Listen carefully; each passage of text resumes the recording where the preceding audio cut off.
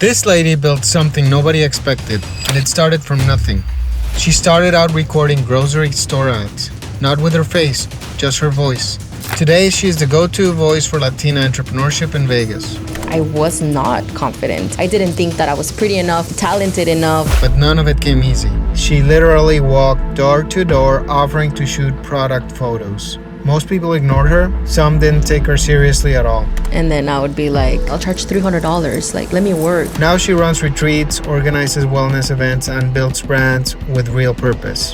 But ask her what still matters most. Everywhere I try to connect and not be just this digital human that people will see on a screen. I want people to know me. And once you hear her full story, you won't scroll past her the same way again. If you have been on social media and you're a local person in Las Vegas, you haven't missed this lady. She is, I would say, the epitome of an influencer, and she has built up a presence here in Vegas, especially helping out the Latin community, and I respect that a lot. We come from very similar backgrounds. I think we were talking about that the other day, like a while ago when I first met you. As immigrants, we have very limited options of what to do, right? So I started way behind her, like back since 2008, doing digital marketing. And it was either that or working in a restaurant, right? So I went all in, and I think that's one of the things she did. Now in the new modern landscape, before it was like SEO and YouTube channels and stuff like that. Now it's short form content and social media and all that stuff. So Anali, welcome to Vegas Voices. Let's start with your journey. What brought you into the world of entrepreneurship and community building? Well, first off, thank you so much, Sergio. I heard so much about you, about all of the ads and all of the things that you do here locally. So it's also an honor to be here and be able to share some of my story with you. I think that it's so powerful when you unite and share something meaningful. So I know that this conversation is going to inspire others, and I really hope that all of your work is already inspiring people. But what brought me to entrepreneurship? Honestly, I would say just the hunger, wanting to fly, wanting to use my creativity more, wanting to be more of myself. I was actually working at a restaurant before starting my own business, and it's a restaurant that I dearly love, and it gave me so much skills and knowledge and power. But I wanted to start doing something on my own, and I dreamed of doing my own schedule and, planning my weeks and just being, I would say, free as far as being more of myself. I think that there's people that truly enjoy, the cooking and the customer service in the restaurant. And, you have to truly look for whatever makes you happy as a person. And for me, my happiness is being creative. So I started being creative and looking for ways to be able to sustain myself from a business and monetize and start generating an income that was outside of a regular job. It was, of course, hard, and there's days where it's still hard because I don't think this path is easy, It's a lot. It takes a lot of courage, character, but that's how I started. I was mainly doing more of the branding for businesses, so I was doing more like menus, graphic design, photography. I started doing something completely different to what I'm doing right now because right now I'm mostly doing social media, and it's more digital and it's more involving me and my image, but that was not the original plan. It just happened. Yeah, I know. I mean, like I said, if you're here in Vegas, you've seen her somewhere because I see you. You are the voice for a lot of Latino businesses, like Thank a lot. you. And you always come up in my feed, and I'm pretty sure you come up in a lot of people's feeds. What I like about your content is that it's very refreshing, and that you respect the heritage, right? You respect the hustle. There's a respect for these entrepreneurs that are, like you were saying, out there, putting it all out there for risk. Like they're doing it. Yeah. And like you said, I mean, the immigrant path is hard, and I think that we shouldn't just pretend that it's not, because it truly is, and starting new in a new country and coming here from day one and, having your first place and sleeping on the floor and not having a pillow or a fork, not having a chair to sit down on. Those are things that we have all faced. And, just being able to be here and utilize the opportunity of being here to try to, reach your highest potential and shoot for your dreams and put extra effort, to try to learn the language, to try to understand the rules, the regulations, like starting your own thing where, you're starting from zero. I think it's a little bit harder, I would say. But I wouldn't trade it for anything. And when I see people, shooting for the stars and believing in themselves and their project and doing what they love is like fuel to me, because that's where, I come in and I'm able to share what they're doing and put love into their projects too. So. And it's very well seen. It's just like this podcast. I mean, I came to the city with $300 in my pocket, and it's given me everything. I have a successful business. I have a beautiful marriage. The city is everything to me, and that's why I call this. I wanted to give voice to so many people here that deserve it, just like you. I love it. Congratulations. Right? I love this project already. Thank you. So you've been called a Vegas local Latina icon. Wow. You didn't even know. Now you know. What does that title mean to you personally? Wow. I would say that the local to me is about supporting our communities and supporting our people and the people that live here and stay here and want the city to be better, and the people that are, smiling to everybody around, trying to be kind, like building community, building union through whatever they have going on in their lives, projects, businesses, whatever it is. I think that local side of the story is that, I know a lot of people that have been here for years and they, grown and expanded in their businesses and they've been able to give more jobs and sustain a community and share, all of the economic side and the money within and amongst ourselves. So I think the local would come from that. And then the Latina, I'm from Mexico City. I came here when I was 15, so it's been 15 years. So half of my life is there and half of my life is here. So I represent, my roots and my heritage. And I don't think that I would be me if it wasn't for that story. I feel like my heart belongs to both, places. And I have as much love for my upbringing to the love that I feel now for this city too, because the city has gave me everything. So I would say it comes from there. Definitely. So this ties in really well to my next question. What role did your upbringing or cultural background play in shaping your mission today? Coming from such a big city, it made me value a lot of things. And these are things that I never really share, but I'll share some of the dark stuff, that I saw in such a big city. And there is a lot of poverty from where I come from, right? I saw a lot of people truly struggling. And when I mean struggling is, seeing kids with no shoes, no clothes, no food, nothing, living out there in the streets. And that made me very aware that, when I was able to be here, I was going to reach my highest potential and do my best, because not everybody has that opportunity. So I feel like that shaped me into somebody that has a lot of resilience, has a lot of sensitivity and just compassion and a deeper hunger for wanting to grow and generate and share with others. I don't think that this should continue to happen in the world. I believe that we should, as humanity, as community, share more. So I would say that molded me into the resilient person that I am today. And I think that being able to meet so many Latinos here and so many people that just like me, have immigrated from so many countries, because there's so many people here nowadays. Yes, everywhere. It just makes me see that, we value that opportunity. And most of us are truly pushing, to be better and to grow, not only in business, but also as human beings. So I think that's what has molded me. Do you notice especially that Las Vegas has that spirit? Like it has its own way of welcoming people from all over the world and letting them make something out of themselves. I don't see that spirit really anywhere else in the States. Yeah. I don't know, what do you see? I see so much diversity, and Okay. I feel like it gives us the chance to learn so much from others.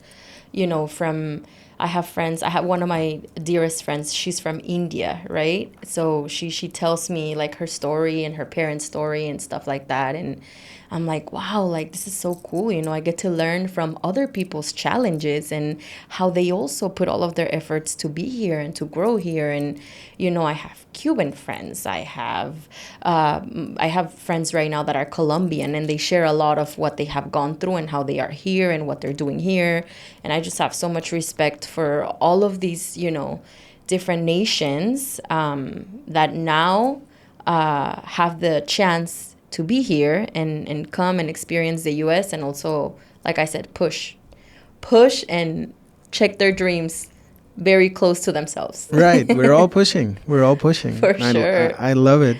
So let's Yeah. go into the nitty gritty of the present, right? You've managed to turn content creation into a full blown career.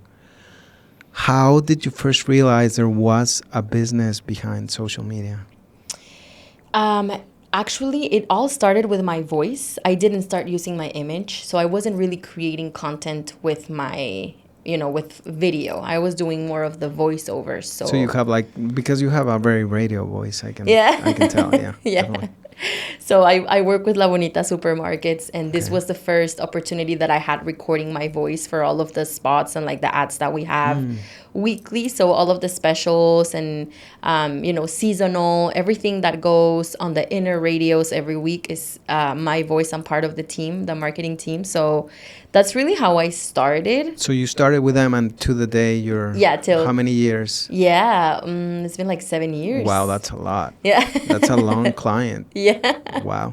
Yeah. So that's where I started using my voice first. And then I was like, well, you know, what if, because people started asking me like, Anali, can you make a video for this? Do you do social media? Like, it was just by demand, I would say.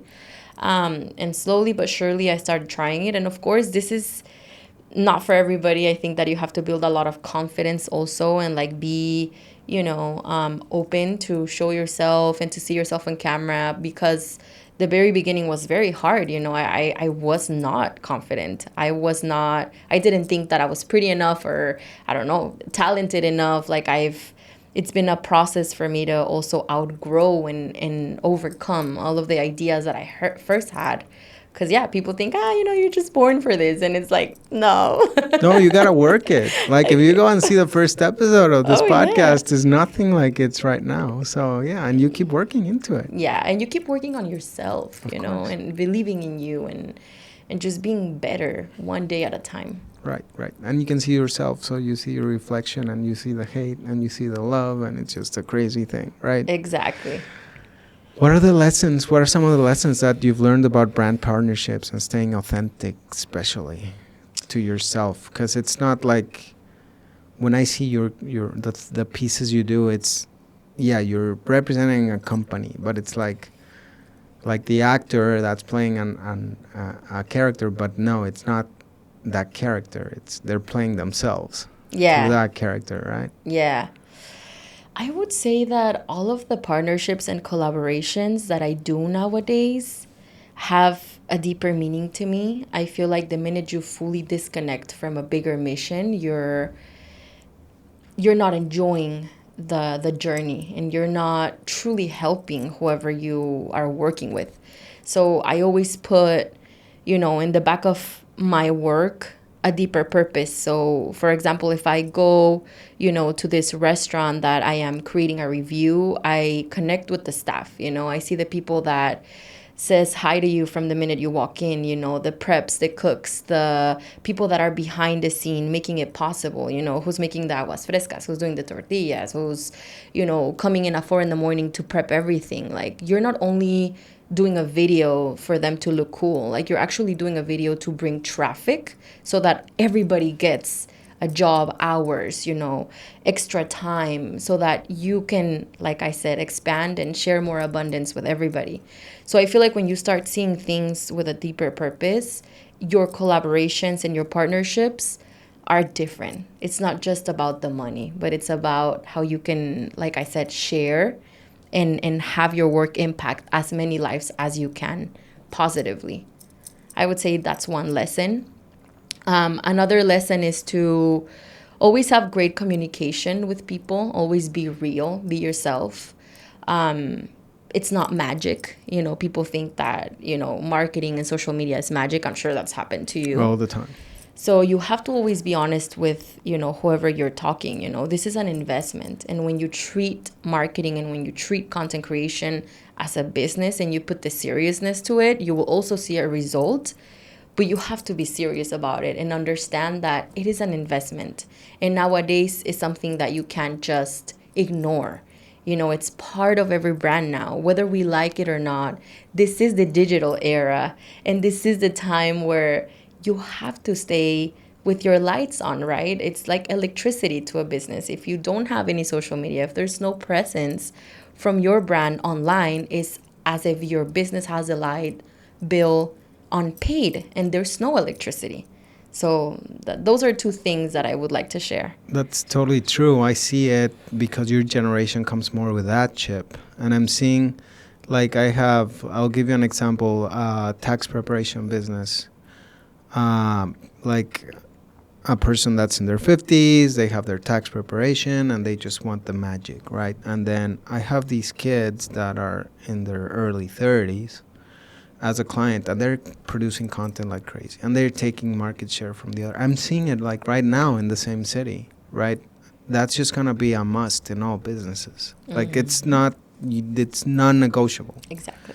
If you want to survive, you got to have, you have these great billboards on Instagram. They're billboards actually that showcase your business. Why not? And you can put in there whatever you want. Yeah. Or whatever you want to be heard, right? Totally agree with you. So, what about your company, AMC, Ocadiz, advertising and jingles? How did that side of your business come to life? Is that still how you call yourself? Actually, no. Okay. But that's how it started. That's how it started. Okay. So that was my very first business license. And the story behind it is super beautiful. And I'm so excited to share this because A stands for Anali, M stands for Marianne, which is my mom. And then C stands for my dad, which is Carlos. Okay. So it was all a family dream, to start something new, to start something together, to push to, build an extra source of income. My mom passed away 5 years ago. So I'm sorry. Yeah, it's a beautiful story, though. Like, I have her in my heart on everything that I do. And she is still and remains to be a huge part of my business. Because she was the one that taught me how to act with love, and she made sure that before she left this earth, I was going to do things with love, whatever that was, through business, through projects, through collaborations. She made sure to tell me that. So that is a beautiful question because I still till this day, remember my mom every day. And she was the one that actually taught me how to use my voice because she was a singer.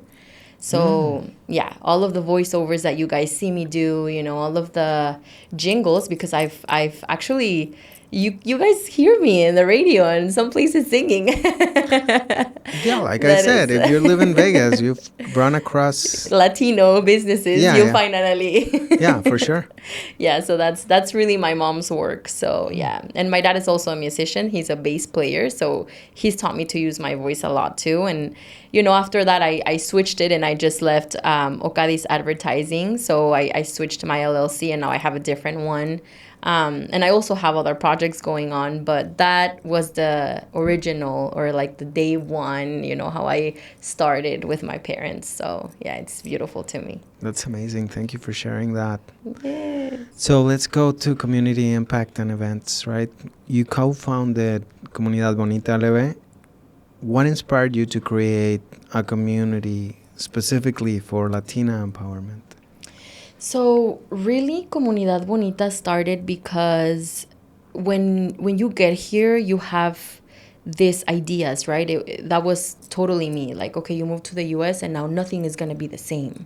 You're never going to find what you found at home. Like, it's going to be a total new world. And then you come here and you're like, oh, never mind. There's stores that have the same things. Like, there's so many people speaking Spanish. Like, it's actually like you find it too. So that's where I found La Bonita, right? La Bonita has everything that I thought I was never going to be able to see again. So that's why I put the Tu Casa slogan. That's why to me it's like my home, because it reminds me of El Mercado, right? And I grew up in El Mercado. I grew up going with my grandparents to El Mercado every Thursday, every, Wednesday, every weekend, going to eat there, seeing all these vendors outside, seeing all these small entrepreneurs ever since then, doing their own thing. So Comunidad Bonita really was born because I wanted to also recognize and see all of the hard work that we're all putting in the city. I feel like not everybody receives as much recognition as they should, like, our firefighters, our police department, our construction workers. Like, what about all these people that don't have all of those reels and all of that presence on social media? So I wanted to give a highlight to everybody, because to me, it's all about us, it's not about just me or Sergio or Vegas Voices. It's about Vegas, everybody that's here is putting a little bit of their hard work for this to be a great space. So that's where Comunidad Bonita started. Yeah. Are you ever going to go into politics, Anali? No. You're a perfect politician. I think you do great. Anyways, we've seen you organize everything from wellness boot camps, business events. Why do you think creating in-person connection is so important, especially in the digital age? Wow, this is a beautiful question and I love it. For most of us content creators, we are judged or categorized for a 30-second reel or a minute reel. Mm-hmm. And it's also time to learn that, it's just superficial, like just thinking that you know me because you watched the video. It's like, no, I don't want to be a screen.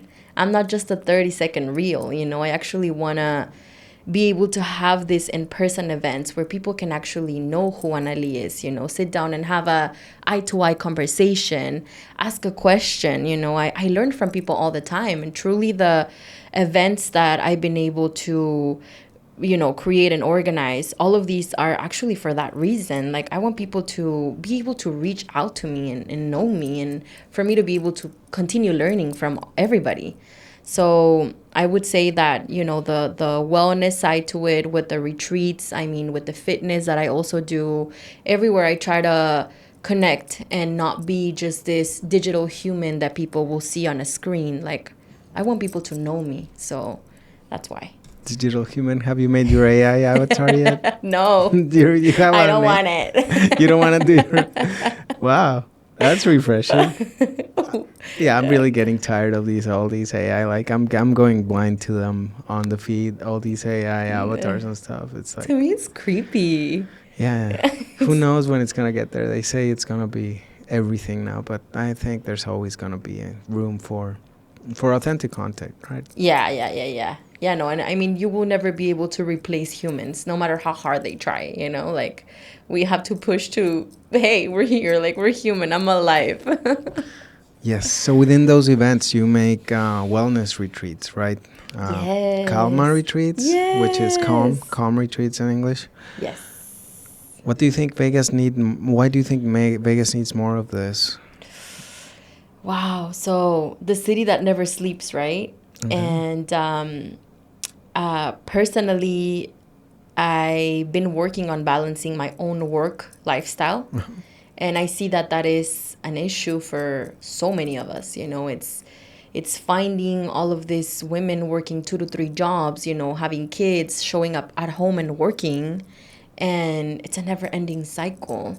So then you stop and pause and you breathe and you're like, when do I actually have time to rest, Like, when is my off time? Like, when did I kind of lost track of who I was because I'm so focused on making my business work or making my extra job work or my third job work, and when does the working on myself start? Like, when can I actually meditate? When can I actually do a hike or, talk with friends or have a recreational activity, do a candle workshop? We do a lot of wellness activities for women right now, and the retreats truly focus on having a therapist on site that can help out with any, anxiety, depression, any situation that's going on, maybe grieving. There's people that we all lose someone on the way, especially me. It all started from a need that is personal. It's personal that I work a lot. It's personal that I lost my mom. It's personal that I've had so many challenges in relationships. Like, I am not a perfect person. I'm not. So really realizing that and putting it into action and saying, maybe it's not just me. Maybe I'm not the only one that has lost somebody that they love. Maybe I'm not the only one struggling in that area of my life. Maybe there's a lot of more girls that are also in a dark place and they need to get out and have these 3 days to recover, mentally, emotionally. So me and my team, which there's 4 founders, and then we have a community manager. There's 5 of us in total. We started organizing and just, putting every piece to it and slowly organizing our retreats. And now we're doing free activities too, because we want everybody to be able to come, even if they might not have, money to pay for a therapist.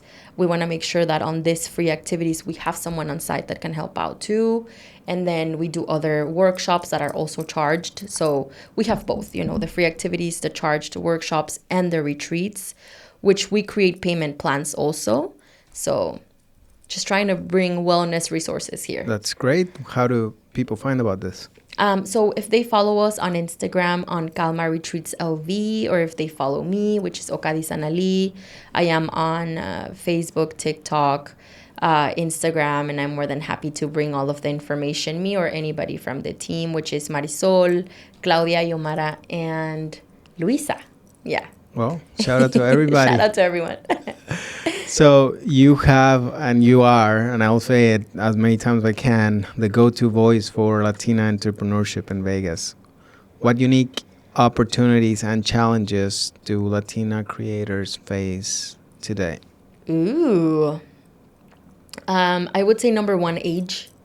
Not being taken seriously. A lot of the times where I was knocking on doors and going business to business, literally walking, through the streets, people would look at me like, oh, you're kidding, right? Like, you're not serious. And then I would be like, no, I am.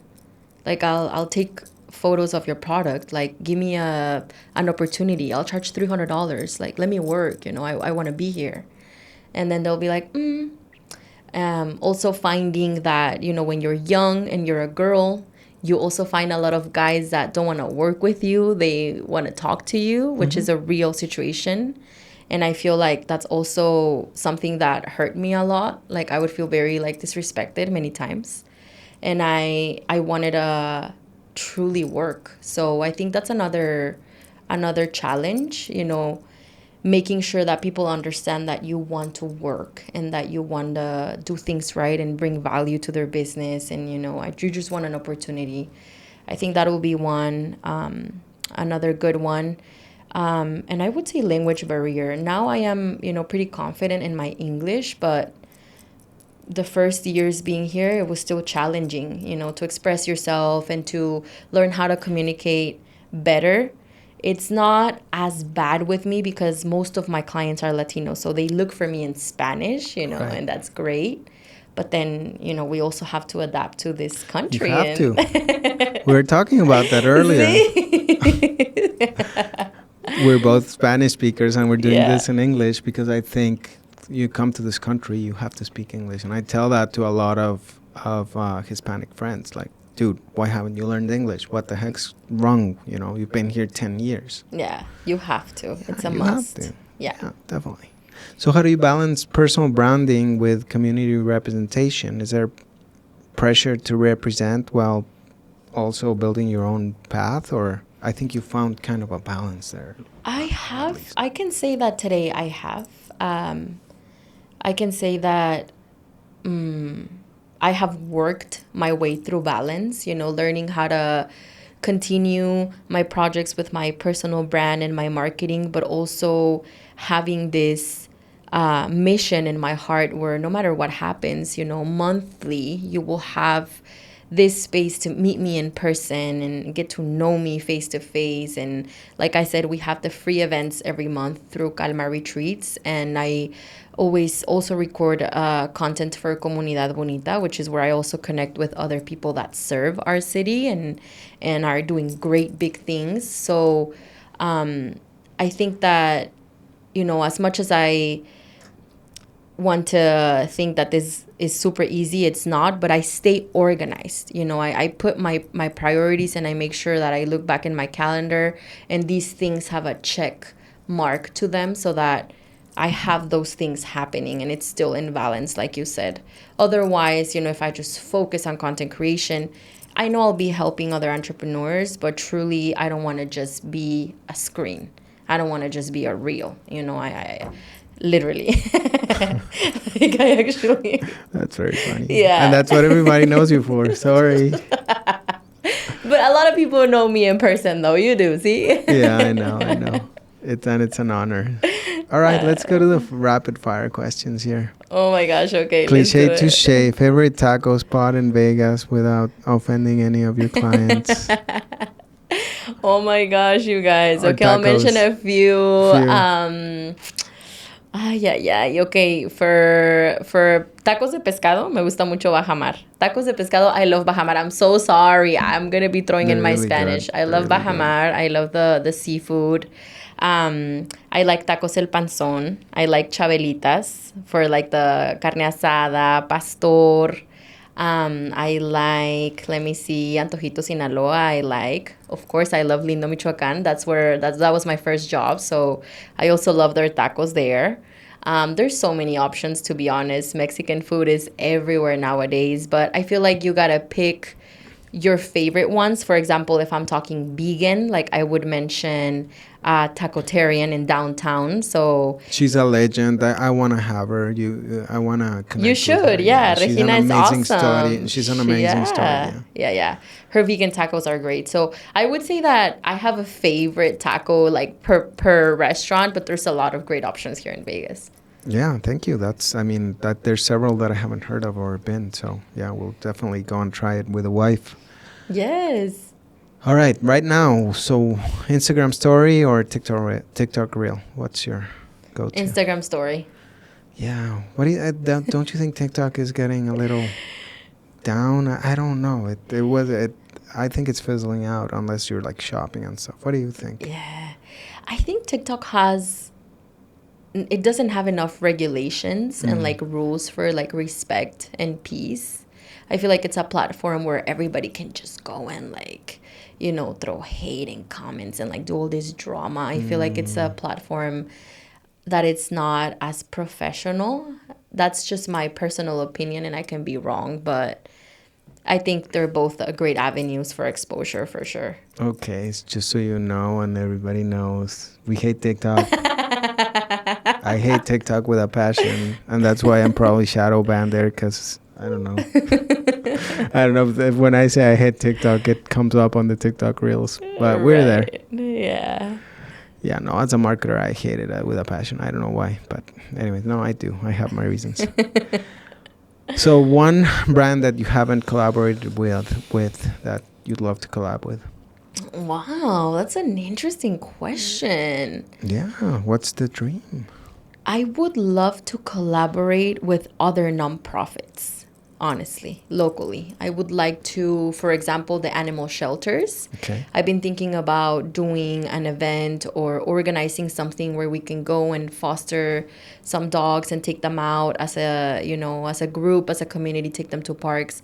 I feel like there's still a lot of nonprofit organizations that would benefit from local exposure, and there's ways where we could do something positive. So I would say, yeah, local organizations that in a way are also putting something out for the community. Yes, we actually had a very interesting nonprofit. I might want to introduce you to Kelly Maxwell from Baby's Bounty. Mm. They help women, like instead of a food bank, you know what a food bank is? Okay. So there's diaper banks. Oh, wow. So they give away diapers to women in need because it's a big thing. And Right. like she explains it in such a way that just floored me, right? Wow. What helping a woman with the diapers Diapers. can help a lot in the community and create great downstream effects and savings in health and everything. So I might introduce you there. Yeah, I'm I pretty would sure love there's to. a lot of Latina women that need Yeah. that help. Yes. I Cool. would love to. Yeah, give me that contact. Definitely. Yeah. Okay. So what is your go-to self-care practice? My go-to self-care practice, I would say meditation, and I would say facials. I love both. Okay. So very spiritual would be the meditation. I like to meditate at night. I try to do it every day. Sometimes I do forget. But meditation just brings me to my inner peace. I know that no matter what happens outside, I have the power to calm myself down, recall my power back, and just with a calm mind do one day at a time, because life will throw challenges at all of us, right? So I would say spirituality and being more connected to myself and to God. And then the facials is something that I have started practicing because actually my friend is my client. She has her own spa, her own aesthetics business. And I started taking care of my face and like doing more of the skincare and stuff like that, which is something that I used to not do at all. And it's helped me a lot, like just be more present with my body. Sometimes you do little things for yourself or you take care of you, like you love you. You give yourself that hour, that time, and it makes a difference. So I would say those two. So I'm an avid meditator. What is your practice? I'm curious. To be honest, I guide my own, and Okay. then I try to really listen. So when I meditate, So you make a recording and then you listen to it? Or? no. So when I start, I give myself, I don't know, 5-10 minutes to relax. And then once I am in a more relaxed state, I, in a way, read or listen or connect to something bigger than me. And then I see what I should be doing. So sometimes, for example, there's one meditation that I've been practicing on, and is I visualize like this big tray, like it's a gold tray, and I put everything there. Like I put myself there, my business, my projects, my family, my loved ones. I put everything there, and I'm like, okay, this is everything. Nothing is mine in a way. I am given all of these beautiful things. I recharge them with love, with gratitude, and I surrender to a bigger plan. I'm not gonna control anything. I'm not gonna. So I just really visualize and charge everything with love, and I kind of let go and let God. So I kind of like just let myself be guided. That's what I would say. I'd love you to make a reel on the golden tray meditation. I'd love you to. People would be like, "What? Her content is No. turning to something so different now." Yeah, you're right. You're right. I'll do it though. Why not? Let's do it. You challenge me. Yeah, it's beautiful. I am an avid meditator. I do transcendental meditation every time that I can, and when I have more time, I do Joe Dispenza's work. It's just amazing. But it's like I have all his meditations, and they're like an hour long. They're very, very long. So I love that. yes, Joy is great. Yeah, go. I mean, I go to an event with Joe Dispenza. It'll change your life for sure. Wow, I'll have to. Yes, local businesses you're obsessed with right now, Anali. Wow. I would say our new marketing agency. I partnered up with great people. Okay. I am very team oriented. I like to work together with others. So our JMA Media Group is what I am obsessed with right now. I was just sharing that we're getting our new space, and we're going to have a space, a warehouse where we're going to be doing a lot of events and a lot of things where we can connect with people. So not only doing the marketing, but also doing the community side of the story, which I love. And I would say that because through the years, I have learned that you can only go so far alone. You don't know it all. Like, life humbles you, and it makes you understand that you need to value people and walk along great minds and great leaders and people that want to share and want to bring good ideas and want to bring good energy, because truly that is the way to go way further than you ever thought you could if you were by yourself. So I would say I'm obsessed with JMA Media Group. And then, of course, Kalma. Yeah, I'll say that I'm very proud of what we have done so far. I know we just started, because truly this is going to be our 1 year anniversary, barely. Nice. Congratulations. Happy birthday. Yeah. But our past retreat had almost 40 girls. So, I mean, our events have same, it's a ratio between 40 to 50. So I'm excited. I know. I'm excited too. I see it going to the thousands. Yeah. Right? The Mexican Tony Robbins, probably. Here we go. Oh, that would be so cool. Oh my goodness. Love Tony Robbins too. He's awesome. Yeah, he's amazing. Cool. If you could DM advice to your younger self in one sentence, what would it be? I would say do things with love, be patient, and stay resilient. Yeah, absolutely. That's beautiful. Yeah. One more rapid fire. Okay. What's more important, followers or community? Oh, community, 1,000%. Wow. 1,000. Yeah. Absolutely. Yeah. Okay. I don't even have to think that one. All right. So let's go into getting some of your wisdom out. For business owners listening, how do they approach influencer marketing today? And what's the best way to collaborate with creators? Well, I would say that the most formal way is emailing them. Sometimes when you DM people or just send, direct messages through social media platforms, sometimes we don't get to all of them or we don't read all of them. When I get emails, I feel like it's way more formal. Or when somebody reaches out through a phone number, it's way better through text, through call. I would say always asking, quotes and deliverables, and always knowing that we're all working. We don't just go have fun. We don't only go and sit down and eat because we want to eat. Sometimes we don't even eat. Like, we try, but we don't sit down and have a full meal because we are working.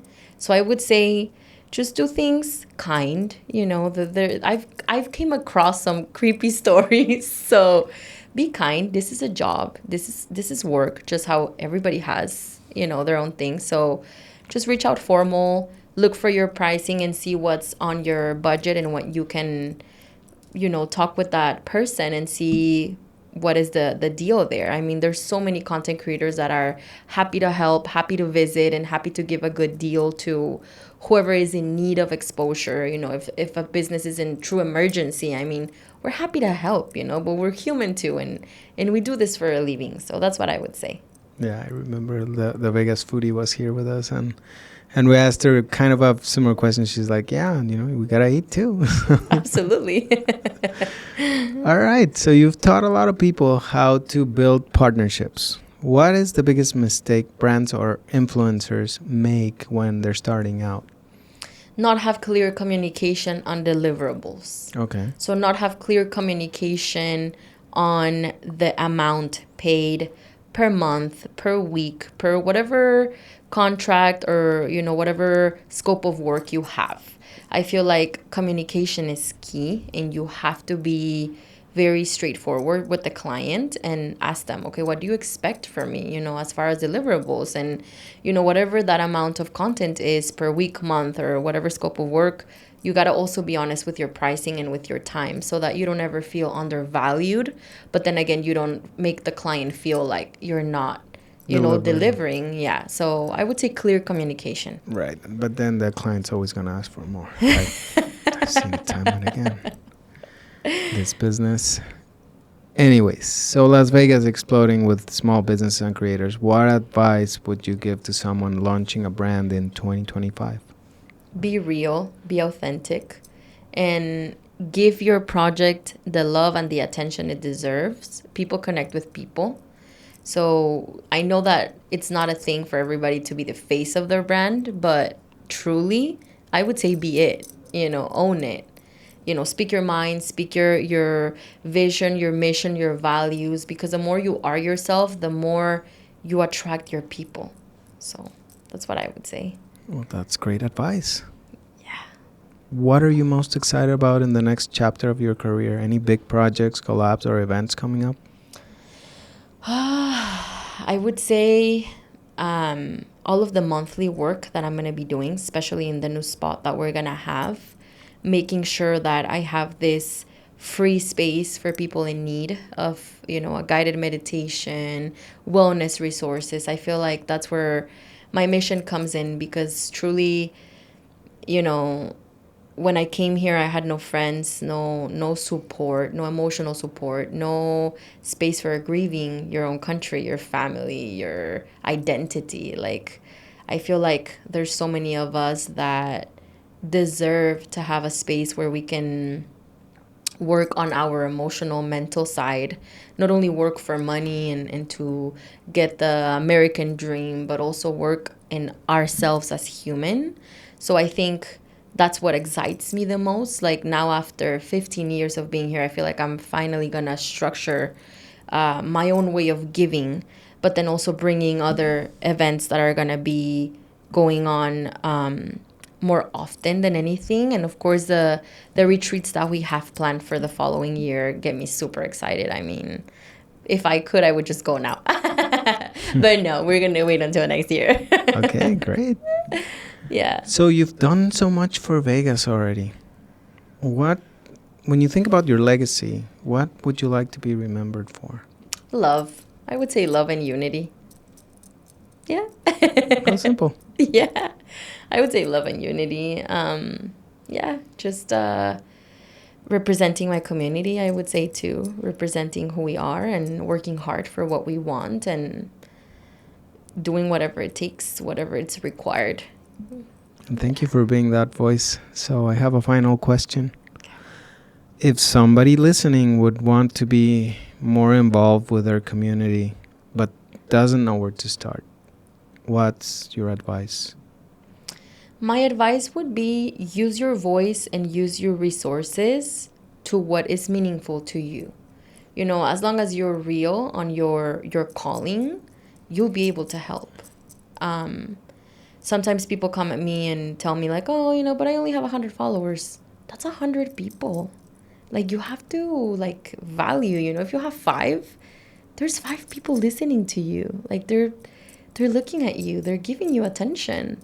And if you have something to say it. Like, I would say use your talents, your gifts, because we're all born with our gift, and truly listen to whoever or whatever your calling is. Like, the other day I was having a chat with one of my friends. She's Colombian, and she started her spa for dogs, right? And her mission is to help animals. That is her calling.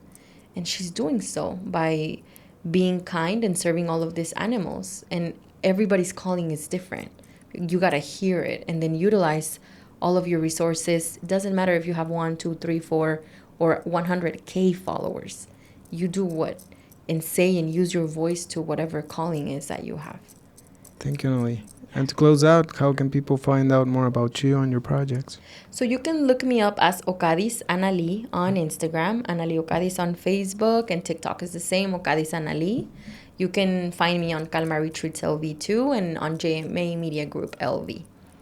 Yeah. Thank you. And all on Instagram, right? Yes. Okay, cool. Yes. Thank you for being such a Vegas voice and being part of this project. We appreciate you, Anali. Thank you. Can't wait to watch this episode. In a few weeks. Okay. No pressure. Alrighty. Thanks. Bye.